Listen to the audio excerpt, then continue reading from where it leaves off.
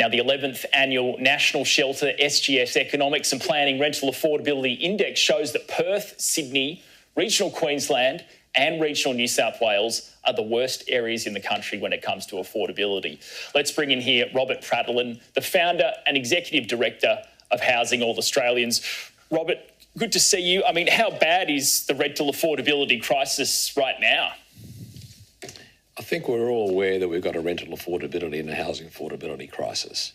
And it's something that we all have to lean in and actually try and solve this, because it is not going to be solved overnight. And that's why we've now joined National Shelter and SGS Economics, when I say we, Housing All Australians, and we've included essential workers and productivity as part of that discussion, because this has morphed from the last 10 years to be from a social issue to an economic and business issue. Yeah, I was going to ask, what sort of impact does rental affordability like this have on Australia's economy? Quite significant. I know stories of abattoirs in both Queensland and South Australia that are over 60% efficient because they can't find enough housing for their workers. Sorrento Hotel in Victoria had to buy an old aged care facility to fit it out for their workers. In South Australia, the same. We've got people in cars sleeping in cars that have got a job. Now, that doesn't make any sense to me, and this is why we've now got involved to raise the consciousness of businesses, because unless we use our voice and get active in this space, we're going to head for disaster, similar to what's happening in the US. And if I can just give one small example. In Silicon Valley, we have Facebook, Google, Amazon, Disney, all spending billions of dollars to create affordable housing for their workers. This is going to happen here. It has started to happen now. And unless we curb it off at the pass, we're going to be in a disaster state in the next 10, 15 years. All right, so yeah, how do we improve the supply of affordable housing? It can't just be led from the government, can it? This is too big for government to solve on their own. This is a problem for the entire community, and that includes business. And we have to lean in and all help together, because at the end of the day, government can't do it on their own. You know, we're very supportive of ambitious targets, because without ambitious targets, we will never reach the housing threshold we need. So in fact, the targets should probably be larger, because once you've got a target, then you prepare your strategy accordingly.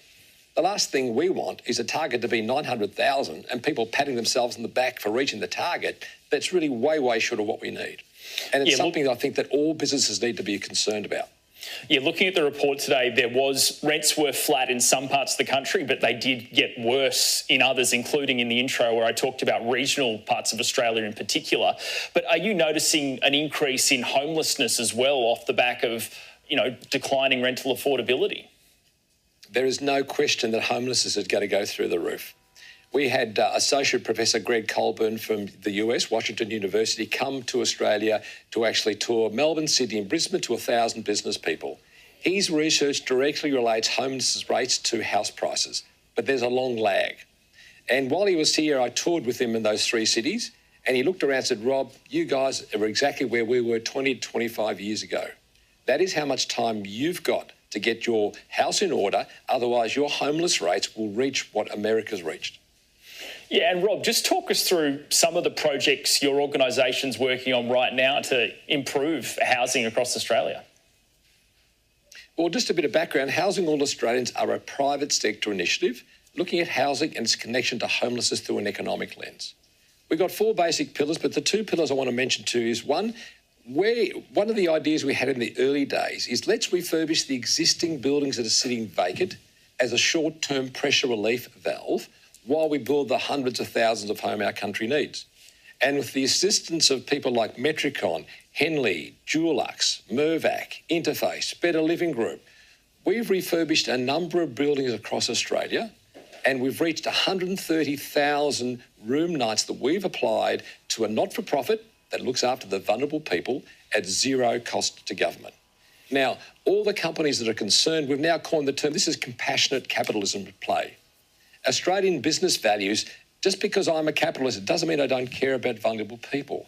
And Australian business values reflect that. Mm-hmm. So that is a short-term solution.